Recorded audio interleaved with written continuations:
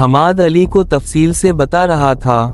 انہوں نے مکانات خالی کروا کر وہاں اسلحہ خانے بنا رکھے ہیں تاکہ شہری آبادی کو نشانہ بنانے میں آسانی رہے، مگر انہوں نے شہر کے زیر زمین سیوریج کے جال پر ابھی تک کوئی توجہ نہیں دی۔ اگر ہم نے اسی غفلت کا فائدہ نہ اٹھایا تو وہ خود ہی اس جگہوں کو خطرہ بنا دیں گے۔ میں نے چند مقامات کا نشان لگا دیا ہے، مثلاً یہ اسکول، اسے خالی کر کے یہاں بہت بڑا اسلحہ خانہ قائم کیا گیا ہے، مگر اسکول کے پارک میں اسی مقام کے نیچے ایک گڑ کھلا ہوا ہے جس پر لوہے کا جال پڑا ہے۔ بہت ممکن ہے کہ اسرائیلی سپاہی اندر تک نہ گئے ہوں، باہر سے ہی حفاظت کرتے ہوں، ہے نا؟ ایک نوجوان نے پوچھا۔ بالکل، حماد نے اطمینان سے کہا۔ تب تو موقع بہترین ہے، آج ہی ہمیں اس زیر زمین دنیا کی سیر کر لینی چاہیے۔ کیا خیال ہے خالدہ؟ میں تیار ہوں، خالدہ نے فوراً جواب دیا۔ کچھ ہی دیر بعد وہ مخصوص یونیفارم میں ملبوس ہو کر گلیوں میں غائب ہو گئے۔ وہ سایہ دار راستوں پر اس طرح چل رہے تھے کہ حفاظتی گشتی دستوں کی نظروں سے بچ جائیں۔ آخرکار وہ اس جگہ پہنچے جہاں گڑھ کا جوائنٹ تھا۔ نیچے سے پانی کی ہنہناہٹ آ رہی تھی۔ چہروں پر ماسک باندھے ایک ایک کر کے وہ اندر اتر گئے۔ گند آلود پانی ٹخنوں کے اوپر تک نہیں جاتا تھا، مگر بدبو انتہائی بھاری تھی۔ اگر ان کے چہروں پر وہ ماسک نہ ہوتے تو شاید وہ لمحہ بھر بھی ٹھہر نہ پاتے۔ کافی آگے جا کر انہوں نے طاقتور ٹارچیں روشن کیں اور ان کی روشنی میں آگے بڑھنے لگے۔ گٹر کی دیواروں میں چھپے سوراخوں سے چھوٹے مکھی نما مخلوق ان کی طرف حیرت بھرے چشموں سے جھانکتی تھیں، شاید ان کے لیے یہ نفیس مہمان کسی ڈراؤنی کہانی کے کردار لگ رہے تھے۔ حماد رہنمائی کر رہا تھا، وہ پیچیدہ راستوں سے گزرتے ہوئے آگے بڑھتے رہے۔ ایک دوشاخے کے بعد وہ بائیں موڑ لے گئے جہاں خشک لائن بہہ رہی تھی۔ راستے میں کئی مین ہول آئے، ہر ایک سے گزرتے ہوئے وہ ٹورچ کی روشنی بند کر دیتے تاکہ شور اور روشنی کم رہیں۔ بالآخر وہ اس جگہ پہنچے جس کی نشاندہی کی گئی تھی۔ لوہے کے مضبوط جال کو کاٹنے کے اوزار ان کے پاس تھے۔ تمثیل نے جال پر غور و خوض کیا، پھر ہاتھوں سے اسے کاٹنا شروع کیا۔ جلد ہی اس میں اتنا سوراخ بنا دیا کہ ایک ایک کر کے وہ اندر سے باہر نکالے جا سکیں۔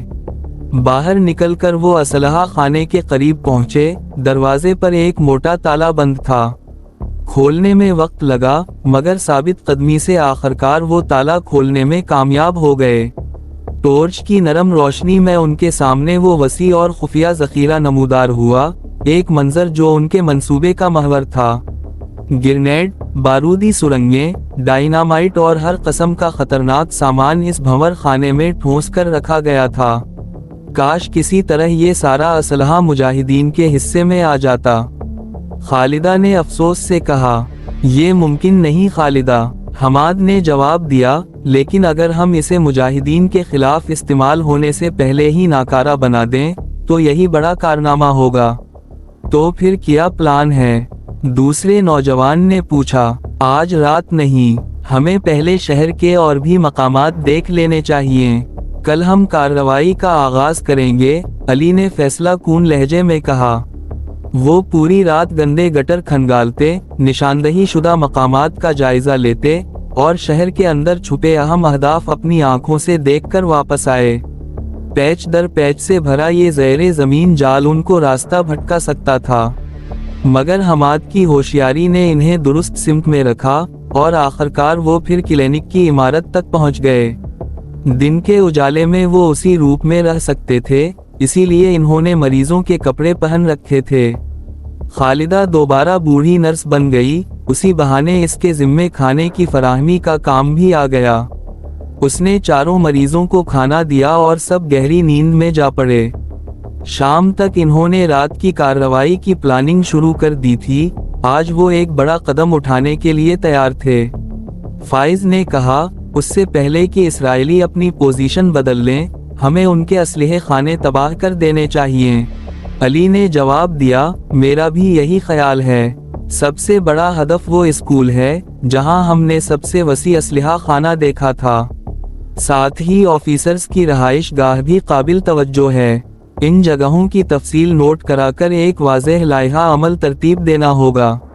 खालिदा ने पूछा, फैसला आप करेंगे मिस्टर अली? अली ने नक्शा सामने रखते हुए कहा, बहुत आसान है। हमाद की जिम्मेदारी ये होगी कि जब हम असलहा लेकर निकल जाएं और वो ये अंदाज़ा कर ले कि हम काफ़ी दूर जा चुके हैं, तो वो अंदर जाकर इस बड़ी चौकी को तबाह कर दे और फिर वापस आ जाए। फाइजा वो पॉइंट नंबर 3 तबाह करेगी, तमसील और मोहम्मद अब्दाल पॉइंट नंबर 2 संभालेंगे। मैं और खालिदा आखिर में इस बड़े असलहा खाने को तबाह करेंगे, फिर अपने ठिकानों की तरफ वापस चले जाएंगे। अली ने कहा, ठीक है, अपनी घड़ियां मिला लें और वक्त तय कर लें, सबको एक ही इशारे पर हरकत शुरू करनी होगी। वक्त तय कर लिया गया, सबने अपनी कलाइयों पर बंधी घड़ियां सेट कर लीं और फिर दूसरी तैयारियां मुकम्मल कीं। रात के 11 बजे वो इमारत से निकले और अपने मुकर्ररा मरकज की तरफ बढ़ खड़े हुए। इर्द गिर्द गहरा सन्नाटा था, कहीं दूर से खफीफ गोलियां सुनाई दे रही थीं, मगर वो आवाज़ें गैर मुतालिका महसूस हो रही थीं, शायद शहर के किसी और हिस्से में हंगामा हो रहा हो। वो मैन होल में उतर गए और उसी मखसूस रास्ते पर चल पड़े जिससे पहले भी गुजर चुके थे। टार्चें रोशन थीं और वो दीवारों को हाथ लगाते हुए पुरसुकून अंदाज से आगे बढ़ रहे थे। अचानक एक मोड़ पर ऊपर से गोलियों की गूंज आई। किसी ने करीब ही इस गढ़ का ढक्कन उठा दिया था। उन्होंने फौरन टार्चें बुझा दी। ऊपर की रोशनी अंदर आई और चंद कदम के फासले पर 2 पांव नीचे लटक रहे थे। फिर गोलियों की गड़गड़ाहट मजीद तेज हुई। वो पांव लरसते हुए हरकत में आए और फिर खून की लहरें नीचे गटर में गिरने लगीं। ऊपर से आदमियों की दौड़ने की आवाजें करीब आईं, खींच लो, ऊपर खींच लो। हालत एकदम खतरनाक हो गई। हर कोई सहम गया। कान ऊपर की आवाजों पर जम गए थे। 2 थे, एक कहाँ गया? किसी ने घबरा कर कहा। शायद अंदर उतर गया हो, दूसरे ने कहा। अब क्या करें? खौफजदा सरगोशियों में पूछा गया। जवाब मिला, नीचे उतरना पड़ेगा, और सबकी सांसें रुक गईं। अगर वो लोग नीचे उतर आए तो सब कुछ फाश हो जाने का खतरा था। इसी गंद आलूद पानी में वो सब फना हो सकते थे। फिर ऊपर से आवाज गूंजी, तुम्हें देख लिया गया है, बाहर आ जाओ वरना हम तुम्हारी कब्र बना देंगे।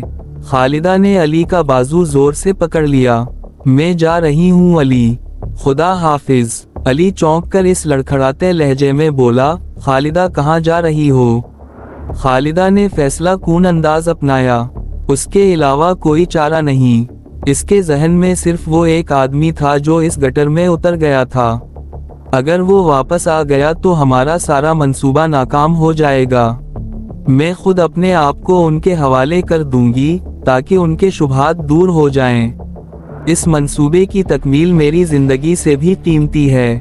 खुदा हाफिज। अली का दिल घबरा गया, मगर खालिदा दुरुस्त कह रही थी। इससे कबल कि वो कुछ और कह पाता, खालिदा ने टॉर्च की रोशनी में हाथ उठाकर कहा, मेरी मदद करो, मैं बाहर आ रही हूँ, मुझे बाहर निकालो। चंद लम्हों में उसे ऊपर खींच लिया गया। सबके दिल खून के घूंट भर कर रह गए, लेकिन सूरत हाल ऐसी थी कि कुछ करना मुमकिन नहीं था। ऊपर से किसी ने पूछा, और कौन है नीचे? खालिदा ने रोते हुए जवाब दिया, आज़र कहाँ है? क्या तुमने उसे गोली मार दी? फिर वो चीखी और ऊपर पड़ी लाश के पास जाकर धाड़े मार कर बोली, ये कत्ल किया तुमने? तुम लोगों ने आज़र को मार डाला, तुम इंसान नहीं वहशी हो। किसी ने पूछा, ये तेरा कौन है? ये मेरा मंगेतर, वो 3 माह बाद मुझसे मिलने आया था। हम मुस्तकबिल की बातें कर रहे थे, वो तुम लोगों को देखकर खौफजदा हो गया। मैंने इसे भागने से रोका था। खालिदा ने होशमंदी से एक हिकमत अमली अपनाई। इस धोखे ने हालात को मध्यम कर दिया। शायद किसी ने जुमला कहा, शायद चंद धक्के दिए गए, फिर गटर के खुले मुंह में कुछ गिरकर खामोशी छा गई। यूं खालिदा की कुर्बानी रायगा नहीं गई थी, मगर अब इसका अंजाम क्या होगा? वो इस्राएली सिपाहियों के हिसार में आ चुकी थी, और आगे सोचते ही उनके जहन गम और नफरत से जल उठे। ये अलमनाक वाकया उनके शऊर को मफलूज कर गया। काफी देर तक खामोशी रही।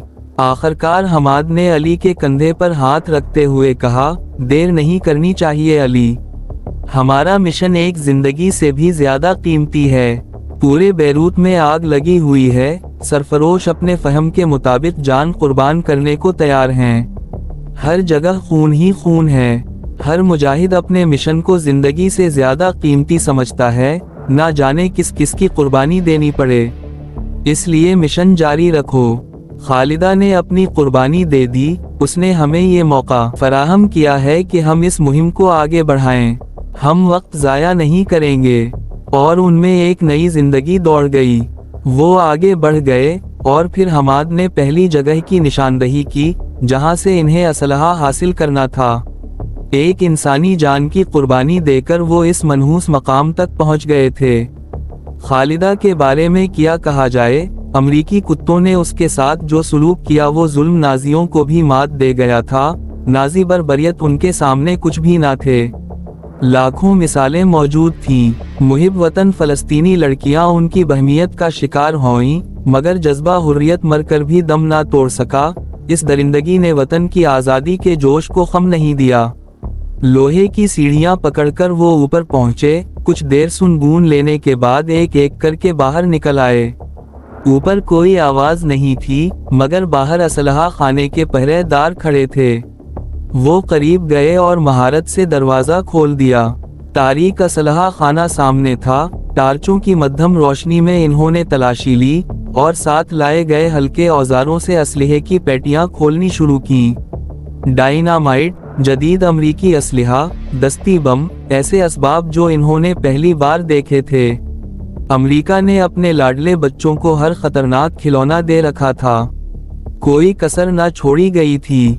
जो असलहा समझ में ना आया वो साथ नहीं लिया गया, अलबत्ता वो उसे यहाँ उड़ाने के काम में इस्तेमाल किया जा सकता था। जितना उठाया जा सकता था वो दूसरे मकामात पर इस्तेमाल के लिए ले लिया गया।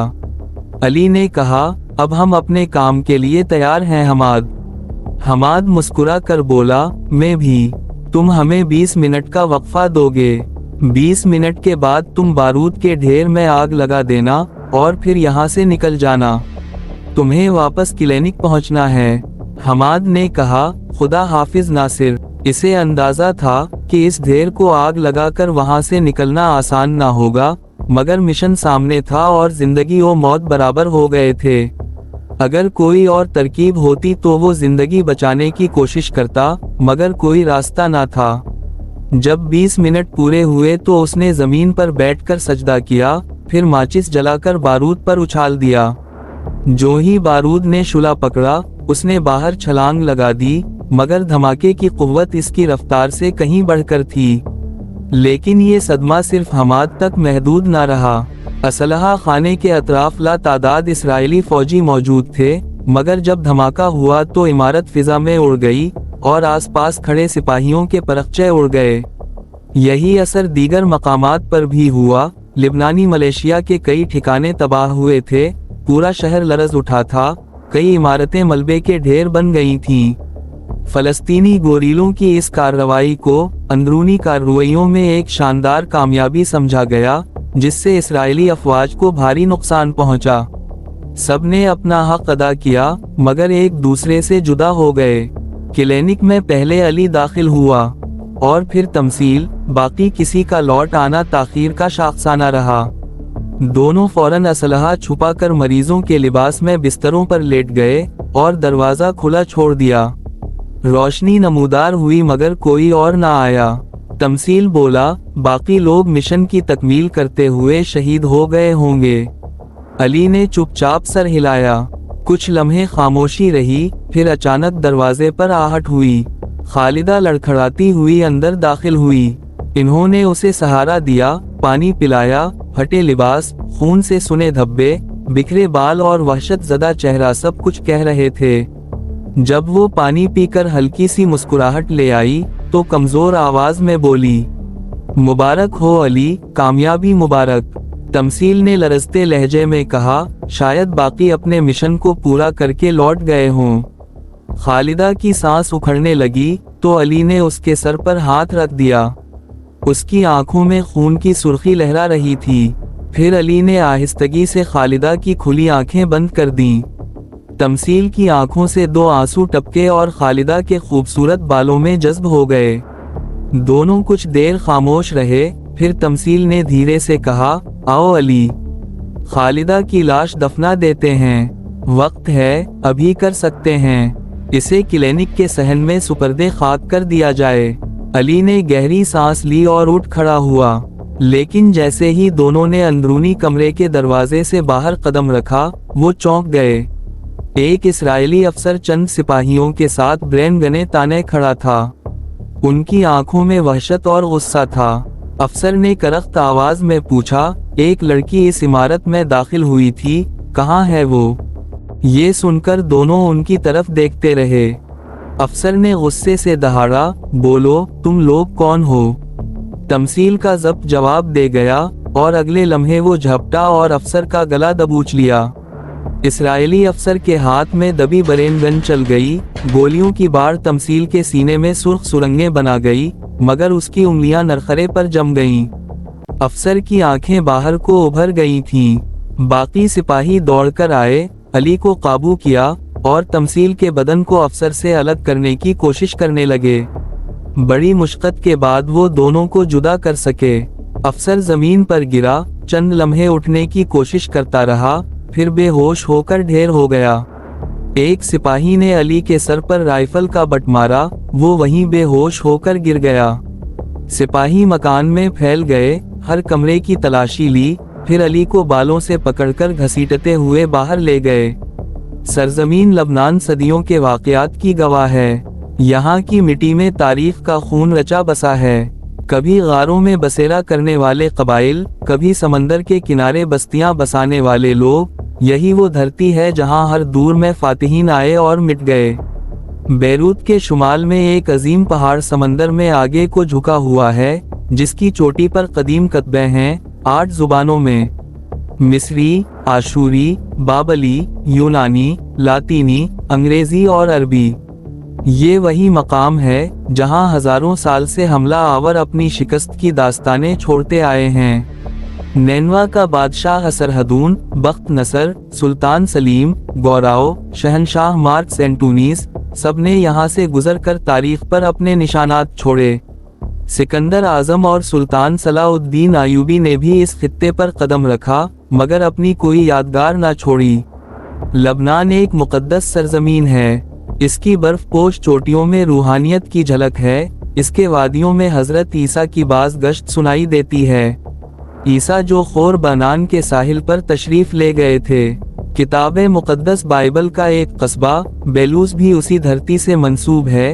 वो धरती जो सदियों से खून, कुर्बानी, ईमान और हुर्रियत की दास्तानें समेटे खड़ी है। दोस्तों, उम्मीद करते हैं आपको हमारी वीडियो पसंद आई होगी। जाने से पहले हमारी वीडियो को लाइक और चैनल को सब्सक्राइब करें। अगली किस्त में आपसे मुलाकात होगी, तब तक के लिए अल्लाह हाफिज।